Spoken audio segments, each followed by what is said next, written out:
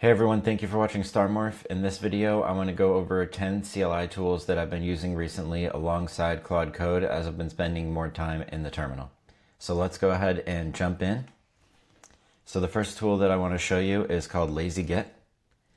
And what this CLI allows us to do is monitor the current Git repo that we're in, which is really nice when you have Claude Code running because as Claude is making changes to your code base, you can see them pop up here. So it's a little overwhelming at first, this UI, but we have these hotkeys here to go to these 4 or 5 different views. So I can look at the overall status of LazyGit. This is my favorite view, the files view, where you can see here that I have one file that's been changed. So Claude just made this change, and then I can go in here and get a quick view on what Claude changed. You can also manage your branches and look at commit history and what you have stashed. So this is a nice little tool to monitor Git progress as you work with Claude Code. The next tool I want to mention is called Glow. And what Glow is, it's a Markdown reader in the CLI. So as you know, Claude works with a lot of Markdown files, and sometimes you want to be able to read them on the command line. So if you type Glow and then I choose one of these Markdown files, it will print this out to the command line, to the terminal, and it also adds some formatting that doing something like cat might not have. So this is a way to quickly read some Markdown documents. If I want to do a little more in-depth view, then I'll probably use NeoVim. And then I can have hotkeys for things such as jumping to each header, which is pretty nice, or going to the top of the page or the bottom of the page. So this gives you a little bit more control on reading and editing Markdown documents, but it also can take, more time to ramp up on the Vim hotkeys and everything there. So Glow is great just as a simple tool for reading Markdown exports that come from Claude, or reading Claude.md files and things like that. The next tool that I want to show you is called LLM Fit. I just discovered this recently and it's kind of cool. What LLM Fit does is it prints this table out and it shows you what hardware you're currently running on and what models you could locally run on your computer.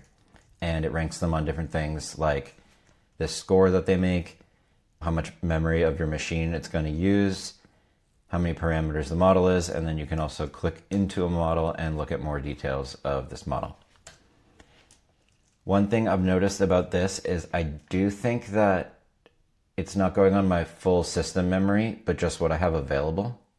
I need to confirm that, but it looks like it's only calculating this based on what I currently have available. So I should probably close everything and then look at this again. But pretty cool interface here. Similar to that, I found another CLI tool called Models. And this prints out another table, but this one has a list of a bunch of different AI model providers. And you can take a look at what models they have available and then a pricing chart of how much they're charging for tokens, how much context you have, and some other model details here. API URL.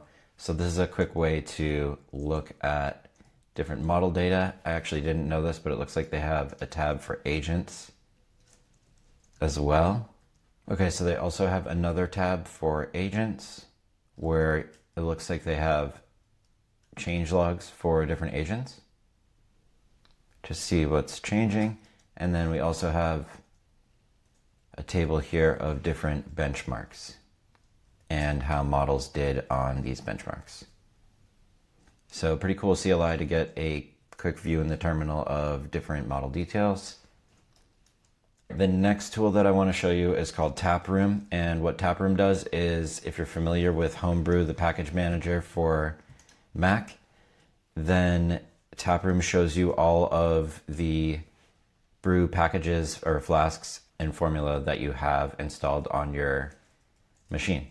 So actually you can not only view the ones on your machine, but right here we're just viewing the casks that exist.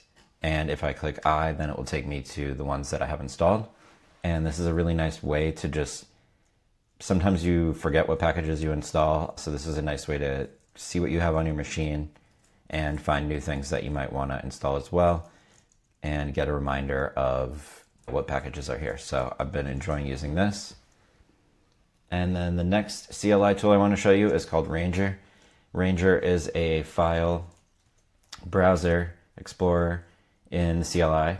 And if you're working on a Linux machine or something like that, and you don't have Finder or you don't have a UI for browsing files, this can be really helpful to get around on the machine. The next tool that I want to show you is called Zoxide. So instead of doing CD and then writing out the full path, Zoxide has a smart history that accumulates more knowledge of how you CD into directories, and then you can do like a fuzzy search on it. So for example, if I go to my home directory and then I type zmuse, it's going to know that I often go to the pixelmuse GitHub repo, and it's going to take me right there. Even though I was on my home directory, it knew that I wanted to go to this full path.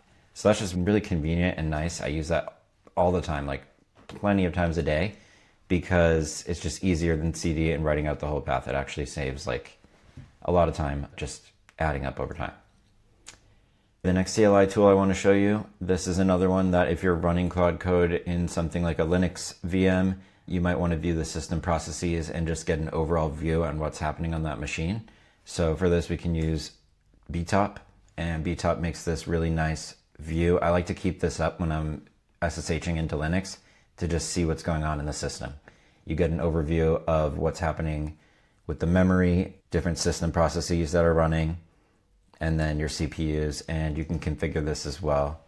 So if I go in here and I take out net, it's going to remove this bandwidth chart on the bottom left, and you can customize what you want your view to look like in Btop.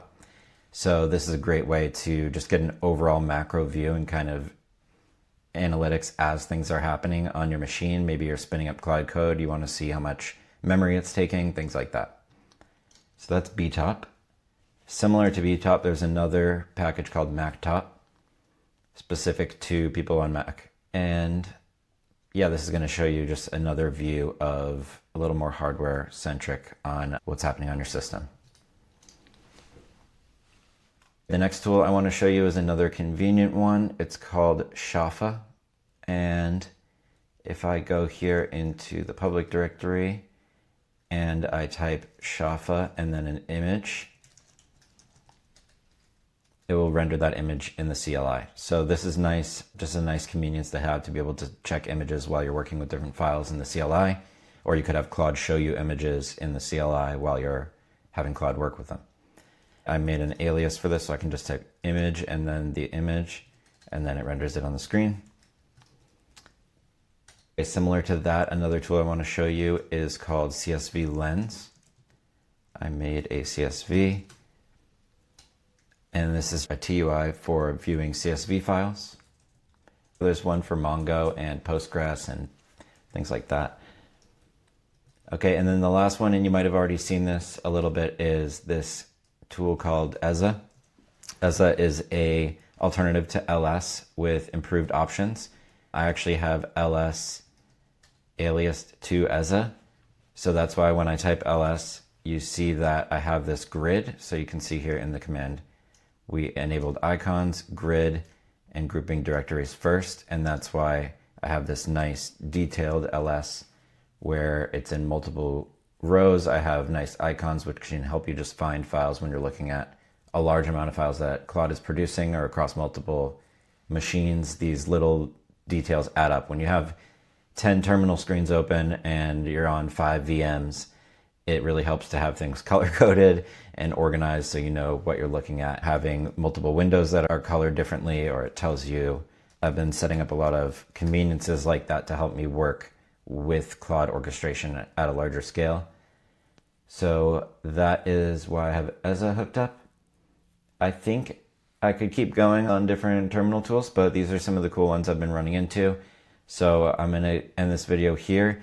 If you want me to go specifically into any part of this, please let me know in the comments, and I could make one video about one of these tools. Definitely like working with NeoVim and everything. So yeah, this was just a dive into some of the CLI tools I've been playing with. I hope you found this video useful.